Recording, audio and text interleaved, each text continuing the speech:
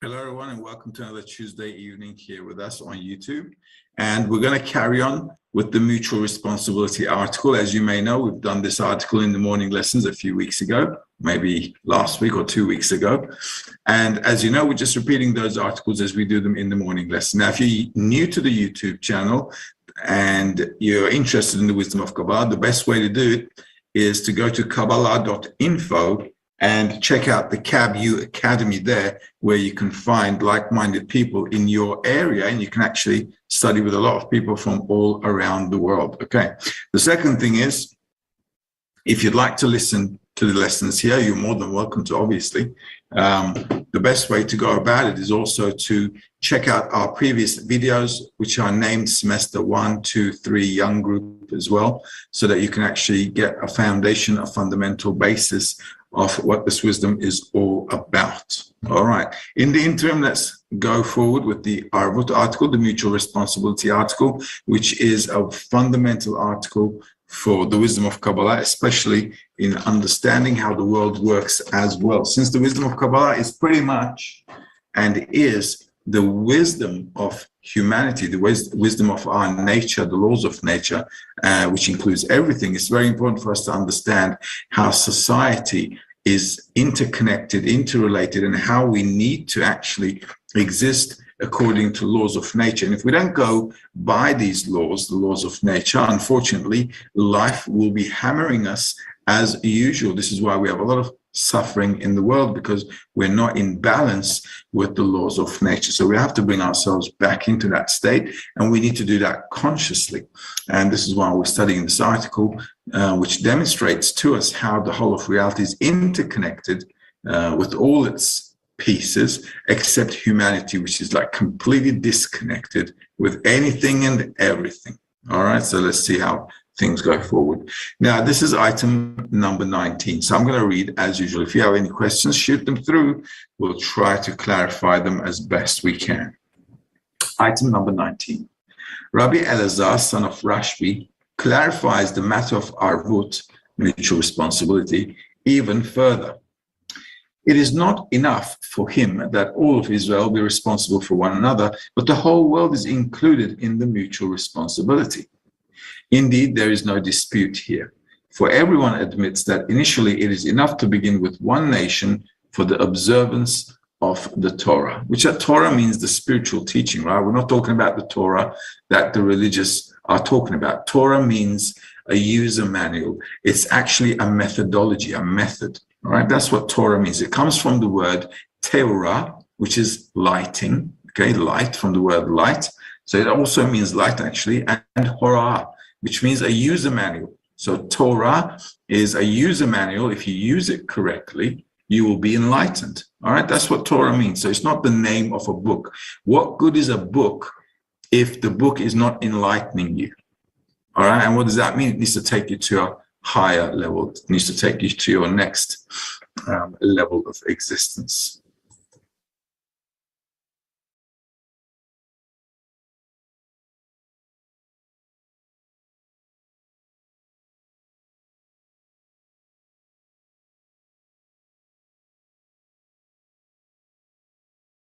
Of the correction of the world, as it was impossible to begin with all the nations at once. Now, when it's talking about a nation here, and it's talking about Israel, I've said it maybe a lot of times, a dozen, 2,000, maybe 100 times, all right? But I'll repeat it again for those who are listening for the first time. Israel means any individual, okay, any individual who directs himself towards attaining the attributes of the Creator, or the attributes of God, Allah, Elohim, you name it, whatever you want to call them. All right, one force, light, Creator, it doesn't matter. There's one rule, one force governing the whole of reality, and humanity has to come to balance with it, right? So anyone in the world, it could be anyone from Africa, China, Europe, America, doesn't matter. If they've directed themselves to attain this high level of consciousness, that person is called Israel, okay? And it comes from the word Yashar El, Yisrael. Yashar means straightforward, and El means God, or the Creator, All right. So aiming straight to the Creator. So it could be anybody. It's got nothing to do with your religion or where you live, right? So if you're living in Israel, you may not be called Israel according to spirituality because you might be chasing your worldly desires. And so that person is just an Israeli at a corporeal level, but that's not a spiritual definition of what we're talking about, okay? Now then, what does it say here? It is said, it is as said, it is as they said, right? That the Creator went with the Torah to every nation and tongue, and they would not receive it. Now, here's another thing you need to know. Israel also refers to a person's inclination to spirituality. This is sometimes called a dot in the heart or a spark in the heart, because all of us have this inclination inside to come to the meaning of life, to come to the purpose of our life, the meaning of our life. However, though, whether it has awakened in a person or not is a question mark, right? Because not everybody, if you look at the world, not everybody is going after the meaning of life. For a lot of people, meaning of life is having a good time here until they die. And you know what they say, let's make the best of it. All right. You can't make the best of a life when you know you're going to die. Okay. How can you make the best of anything? It's a joke. All right. This is why they say in the wisdom of Kabbalah, those who are destined to die are called dead. All right. In their life.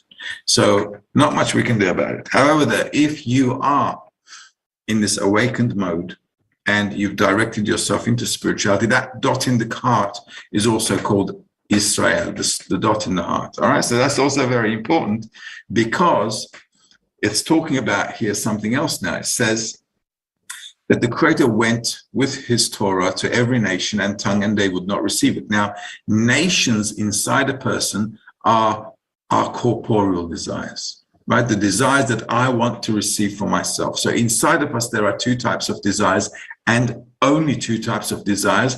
And this is only possible for a person who's studying the wisdom of Kabbalah. Okay, because if a person is not studying the wisdom of Kabbalah, there's nothing to talk about, all right? Because he's just running after worldly pleasures or what he can get from things in life. Whereas a person who's studying the wisdom of Kabbalah has the objective of attaining the attributes of the Creator, which is love and bestowal. So if a person is aimed in that way, then he's called Israel, and his inclination is called Israel because he's got that inclination. And the other nations are the desires in him which want fulfillment for pleasure. All right? In the outside world, in corporeality, people are always running around to fulfill themselves. So if they're not going towards the Creator, there's nothing to talk about. They're just in a corporeal existence, and this is how they live, and good on them. Okay? Nothing to complain about. We're not complaining about anyone or how anybody lives. We're talking about a person who's studying the wisdom of Kabbalah because he or she has an inclination to reach the Creator, to a high level of consciousness. Okay, so what other people are out there doing is their business, but from our perspective we have to interpret the material in a proper way.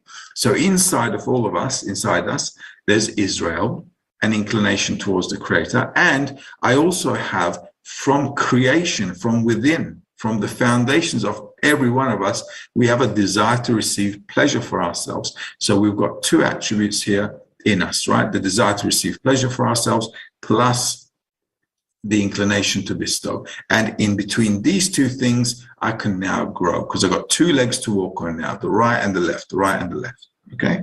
In other words, they were immersed in the filth of self-love up to their necks, some in adultery, some in robbery and murder, and so on, until it was impossible to even conceive in those days, to even ask if they agreed to retire from self-love. So inside of us, there are corporeal desires which I cannot overcome because they give me pleasure, right? Because they give a lot of pleasure, I cannot overcome those desires. So on the one hand, I want to reach spirituality. On the other hand, there are so many desires in me that most of the time I find myself running after them. Okay, so those desires we cannot at the moment bring into spirituality. This is why they're called the other nations. So inside of us, there's the Israeli nation, straight to the Creator, and then there is the nations of the world, right? corporeal desires. That's it. We're not talking about any country or any group of people on the planet. Everything is happening inside the individual who's studying spirituality. All right, you need to understand this. Because they don't understand this particular point, we've got religions and all kinds of religious wars. Right? Simply because they don't understand this one specific point. Okay, so everybody relates religion to their, I don't know, race, to their geography, location, whatever, which has nothing to do with anything really. No. Therefore, the Creator did not find a nation or a tongue qualified to receive the Torah except for the children of Abraham, Isaac, and Jacob, for those ancestral merit, for whose ancestral merit reflected upon them, as our sages said, the fathers observed the whole Torah even before it was given. Now, Abraham, Isaac, and Jacob are three lines, all right? They're known as the forefathers. So Abraham is Chesed in the 10 Sefrot. There's Keter, Chochmah, Bina. The Keter, Chochmah, Bina belongs to the Creator, all right? So there's the Creator, the thought of creation, which is Keter. Then there's Chochmah and Bina, which is how the Creator is governing the world with wisdom and mercy, all right? And then the forefathers begin, which are Abraham, Isaac, and Jacob, which are Hesed, Gevurah, and Tiferet. Okay? So those three are called Abraham, Isaac, and Jacob, and they represent the three lines that we have to build on our way up in spirituality. So there's a system designed from above downwards, and we, as we advance in spirituality, want to go from below upwards using the same template. This is why the whole of creation, including nature and the laws of nature, they're all for us a template to bring ourselves to balance so we can learn from nature. This means that because of the exaltedness of their souls, they could attain all the ways of the Creator with respect to the spirituality of the Torah. Why? Because right, left, and middle line means how I can bring my egoistic desires and my spiritual inclination into a reconciliation in the middle line. And Jacob is known as the middle line, which in his later years, he's known as Israel. All right, why? Because he's elevated himself to that level called Israel. Okay, so we're talking about a person who's advancing in spirituality, going through these certain states,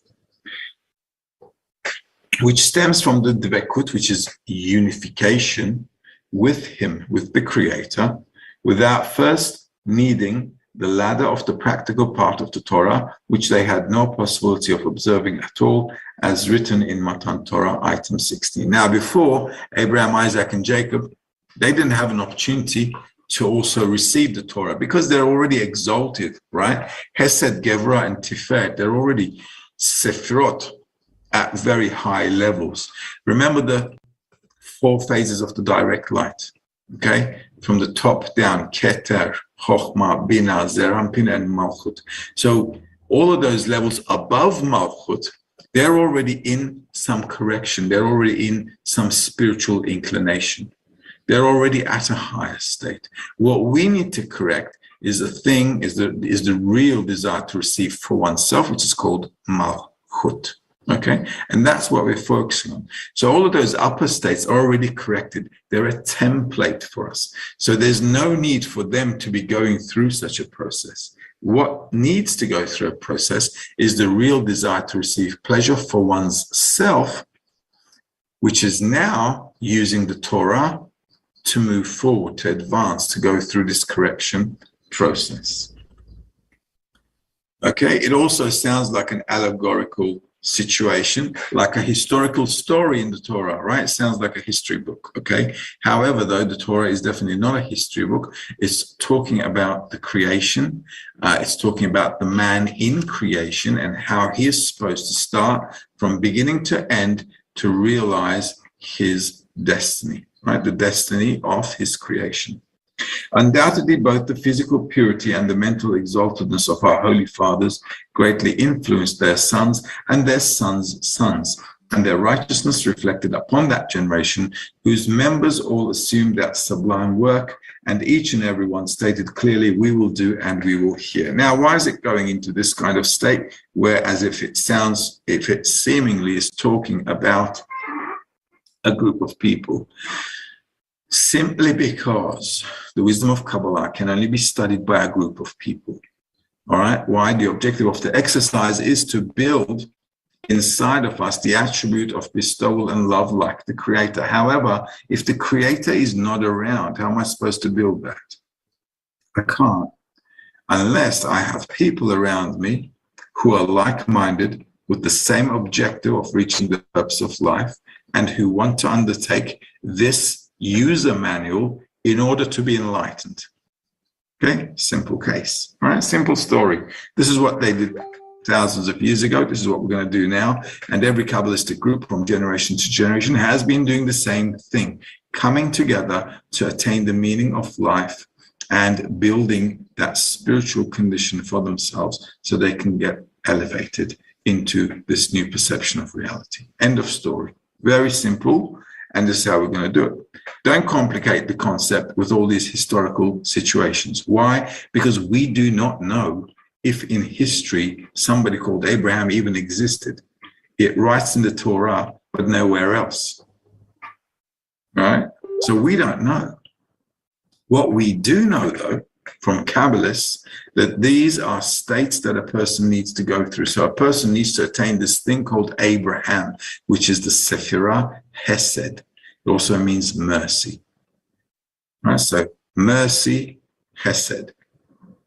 Then we've got Isaac, which is Givra, judgments, right? So we've got to attain that as well. So we've got the right line and the left line, and Jacob is the middle line, the reconciliation of everything in order to bestow. It's just an allegorical story. Because of this, we were chosen out of necessity to be a chosen people from among all nations. And as you can see, Bnei Baruch is really a group from all of the nations. Right, so we're going through the same kind of stuff that they were going through as well.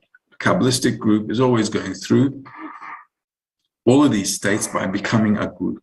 So same thing here. Bnei Baruch, which is a group of people from more than 60 countries, I think, or even more, right? So we're from all over the world, a small group of people wanting to realize this spiritual goal. Hence, only the members of the nation were admitted into the required Arvut. So only those who want to be in mutual responsibility can get in. If I don't want to be in there, how can I get in? So this is not a privilege with respect to religion or race or whatever. It's related to a person's desire. Do I want to attain spirituality or not? Yes, I do. Are you committed? Yes, I am. Then join the club. All right, so it's a very simple situation. That's it. All right, this is the plain reality. So how could Rabbi Elazar dispute it? So this is how it is. A person can only learn if a person wants to learn something, right? You can see in the world as well. In some countries, for example, there's religious pressure, right? So the government from top down imposes a certain way of life, which is called religion. And in the corporeal, in the physical life, you can do whatever you want in physicality, right? At the end of the day, if somebody forces you and you're scared, you can do it. But that doesn't necessarily mean you're doing it inside. So physically, from the outside, you look like you're praying or doing all your whatever deeds you need to do. However, though, inside, you haven't changed one bit. You know, you're still the thief, the rapist, the murderer, the whatever. All right. So the important thing in spirituality is not what we're doing with our hands and legs according to some religious phenomena or tradition, but what we're doing in the heart. So this inner change needs to happen if I want to change my perception of reality. This is a very important topic we all need to understand. So let's see what's going up to here. Do we have any questions? We do? Really? So early in the lesson. So happy. Inga is asking, Hello, how to break out from the routine in the group and see the friend's desire burning for the goal? That's a good question. It's a problem for all of us. It is. Okay, but what you can do is this. If you want to get out of the routine and do something different and get other impressions or all kinds of, get another perspective, you can take part in dissemination. I find dissemination helps a lot. I do it all the time. I'm in it every day, 7 days a week. I'm either translating morning lessons. I teach 4 nights a week. If I need to do something for the group, because I'm also looking after a few groups, I do it, all kinds of stuff to help the friends. So if you can do something to participate in the group in a way that you can help others, that helps a lot. It also gets you out of the routine as well. It also allows you to interact with other people as well. And this interaction also should bring about, positive and negative impressions in you. And that should allow some things to work with. So if I'm working with a bunch of people and I feel bad or I feel negative because something's happened, that's like something I need to work with. All right, so these things are also important because what we want to do is maximize the amount of impression we're getting from interacting with the people who have the same objective as we do. Okay, and that's called using the environment.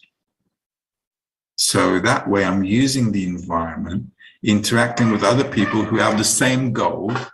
So on the one hand, I need to understand that we need to connect with them as well. On the other hand, I've got responsibilities. So something keeps me tied up and I can't run away because it's very easy for a person to run away from the group. A few bad days and that's it. You'll say, who needs this stuff? And go back to my animal life, have a good time, scratch my belly and wait to die. And that's it. All right. So to get out of that routine, doing, other things in the group really helps. That's what's been keeping me for a long time, and it helps. Okay. And you'll find that you'll change a lot because you take responsibility for other people. It allows you to grow. You begin to look at other people. You begin to care about other people you've never met before. And it allows you to soften up a little bit. Mm-hmm. So that's a good way of doing it. Okay. How to see the friend's desire burning for the goal? Sometimes you won't. Okay. But what can you do? The flaws are from the eyes of the seer. Right. So if I see something flawed in the friends, it's because I'm flawed. And we have to look at reality like that. If I see the friends are not burning, it's probably because I'm not burning. If I see the friends happy, it's because, probably I'm feeling happy right now. If I see them miserable, it's because in the spiritual work, it's probably like I'm a bit miserable. Or if I see them miserable, but I've got energy, it's a sign I can now give to the friends. I can now give some energy, joy, push.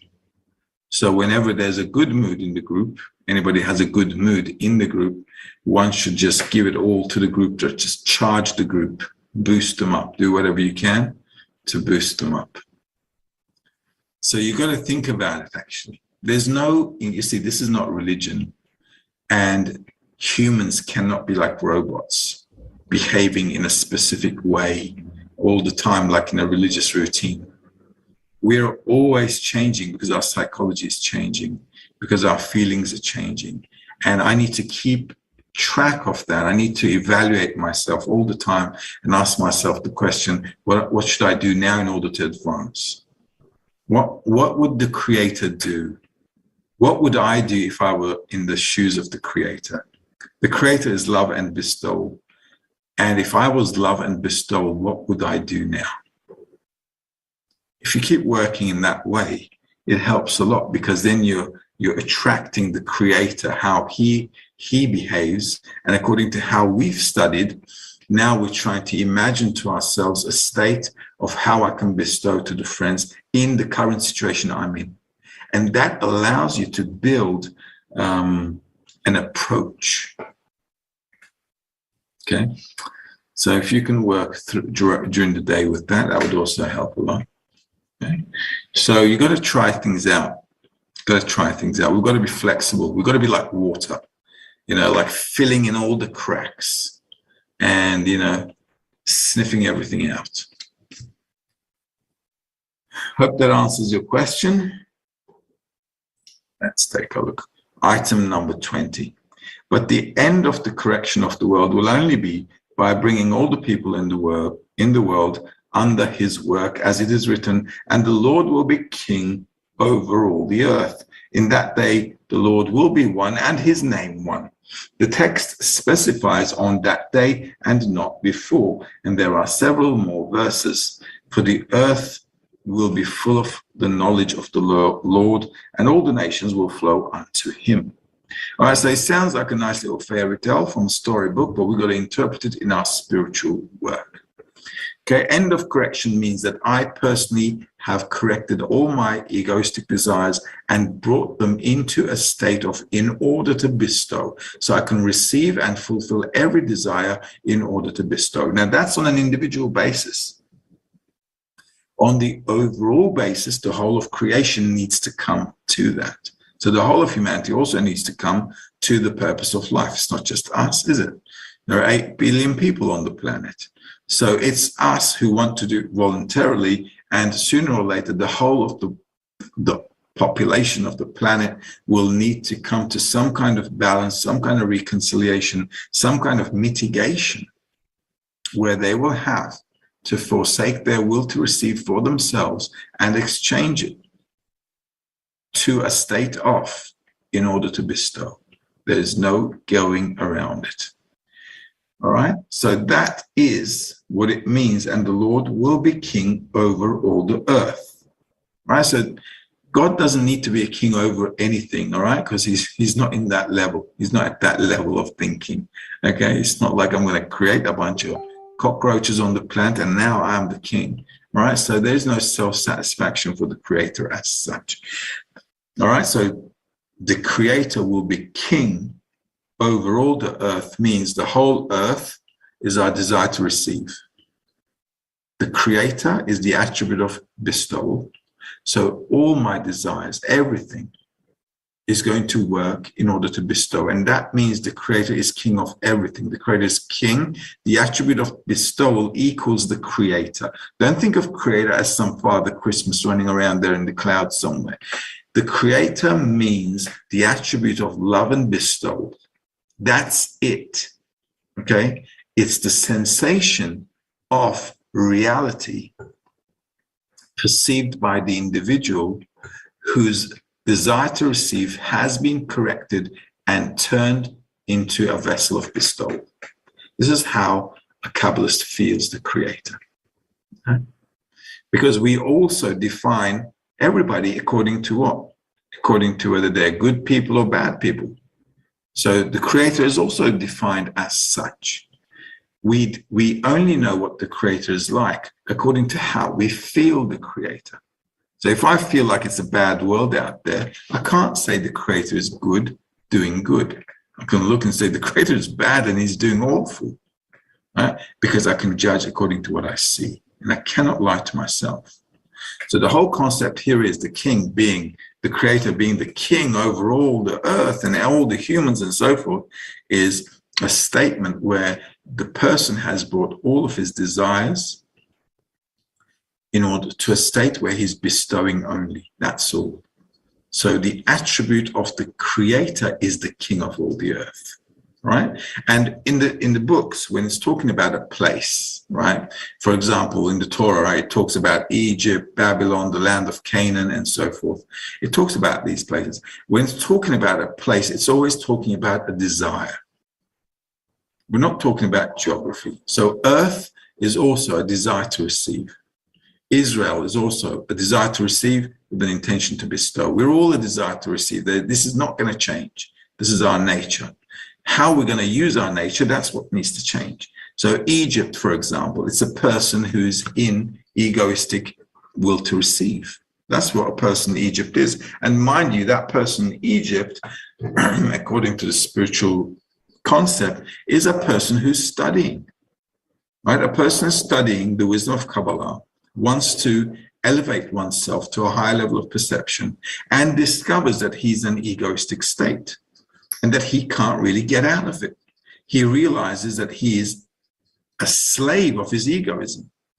And so he defines egoism as ruling him, which is his Pharaoh. And so he's under the governorship of the Pharaoh as a slave in Egypt. It's as easy as that. This is what the allegory is talking about. All right. So obviously, the creator doesn't have to satisfy his ego by being king over us, but the attribute of the creator ruling how we govern ourselves, that is what it means to be the king of the world. For the earth will be full of knowledge of the Lord. Why? Because everybody will know how to bestow. Everyone will know how to use their desire to receive in order to bestow. So if everybody knows that, right, that's it, game over. We're all in final correction and we live happily ever after. But the role, now let's take a look at what we've got here. But the role of Israel towards the rest of the world resembles the role of our holy fathers towards the Israeli nation, as the righteousness of our fathers helped us develop and cleanse until we became worthy of receiving the Torah. For were it not for our fathers who observed the whole of the Torah before it was given, we would certainly not be any better than the rest of the nations, as mentioned in item 12. So it is upon the Israeli nation through Torah and Mitzvot, which is the wisdom of Kabbalah and correcting ourselves, to qualify itself and all the people of the world to develop until they take upon themselves that sublime work of the love of others. This is the ladder to the purpose of creation, which is dvekut with him. So in order to be in unity with the creator, a person has to correct himself and help others as well, if they want, obviously. All right, this is why I said to Ingrid a while ago as well, dissemination is not a bad idea. Okay, because you're helping other people, and then by helping other people, you're contributing to the advancement of humanity. Obviously, we don't go around doing missionary work, right? We're not missionaries, obviously, right? Only a person who wants to learn, who wants to advance in spirituality. If you help them, that's good. Then what you're doing is, because the whole of reality is perceived inside of us, then I'm working from within the dot in the heart, from within the Israel inside me, in order to correct all the desires that I have in me, which I see outside of me. You should watch also the perception of reality lesson, because that also sheds a good light into this. Because at the end of the day, how do I see reality? It's a projection of my internal traits. So by correcting myself, I'm actually helping to correct the whole world as well. Because all of us are interconnected to each other. Right? And life is showing us more and more how interconnected, how dependent, interdependent we all are. You see, they've got a war in Ukraine and Russia, and there's no cooking oil in India. Right? And we've got inflation going towards hyperinflation soon. Inflation is going to go up. Okay? Just can't stop it now. Okay? So this is how it is. So as you can see, the world is in a state where we can all understand as well through the events of life that everybody is connected, interconnected. And therefore, if we correct ourselves, we're actually helping the correction of the whole of reality as well. So then we're acting like Israel towards the whole of reality, towards the whole world. Okay, so in our groups as well, everybody is helping each other. So the group becomes Israel. So I'm, let's say, directed towards the creator, me, you, and all of us, when we all get together with the people of Israel. At an individual basis, we're Israel. We get together, we become the people of Israel. We work on correcting ourselves and disseminating. Then we become Israel working to the correction of the world. Simple maths. 1 + 1 + 1. And that way the whole world will come to balance. Why? Simply because of this interconnectedness principle of the whole of reality. So it's like throwing a stone in a still lake. As you can see, the ripples make circles, and this is how the whole world then becomes corrected. Okay, any questions? We good? No, okay. Thus, each and every mitzvah, mitzvah comes from the word sivui. It means commandment, right? And there's only one commandment, really. Stop being an egoist and love other people. All right, that's the only commandment in the 21st century language. That's what we can say. Rav Akiva said, love thy neighbor as thyself, which means don't do to other people what you don't like being done to yourself, and help others as much as you can. Help in what? Help in advancing them towards the purpose of life. Because if we're not helping each other to go towards the purpose of life, our help towards each other is futile and it will not bear fruit. It's just barren activity. Why? Well, we've been doing it for thousands of years. Look where we ended up, right? There have been good Samaritans for thousands of years. You can still see a bunch of charities out there, but the world will never get better. They won't. Okay, they won't be able to fix the world. They just can't. You see, you can't fix the world unless you fix man. So if you want to change the world, you have to change man. And unfortunately, nobody wants to do that.